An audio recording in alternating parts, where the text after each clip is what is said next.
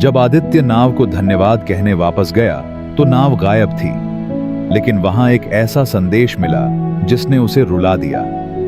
केरल का लड़का और रहस्यमयी नाव। केरल के एक छोटे से गांव में 15 साल का एक मिडिल क्लास लड़का रहता था जिसका नाम आदित्य था। उसके पिता मछुआरे थे और मां घरों में काम करती थी।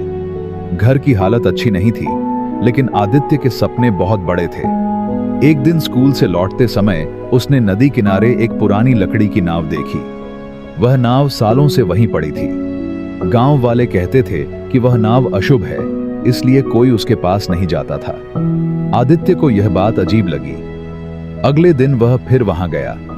नाव के अंदर उसे एक पुरानी डायरी मिली। डायरी पर लिखा था, जिसने इसे पाया वह हार मत मानना। आदित्य डायरी घर ले आया। उसमें एक बूढ़े व्यक्ति की कहानी लिखी थी जिसने गरीबी में भी हार नहीं मानी थी। हर पन्ने पर जीवन की एक सीख थी। पहले पन्ने पर लिखा था, जब लोग तुम्हारा मजाक उड़ाएं, समझ लेना कि तुम कुछ अलग कर रहे हो। आदित्य ने वह बात दिल से लगा ली। स्कूल में कई बच्चे उसकी पुरानी यूनिफॉर्म देखकर हंसते थे, लेकिन अब वह दुखी नहीं होता था। हर दिन वह डायरी का एक पन्ना पढ़ता और उसे अपने जीवन में अपनाने की कोशिश करता।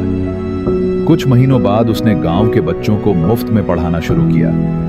उसके पास पैसे नहीं थे, लेकिन ज्ञान था। धीरे धीरे बच्चे बढ़ने लगे। एक दिन एक शिक्षक वहां से गुजरे।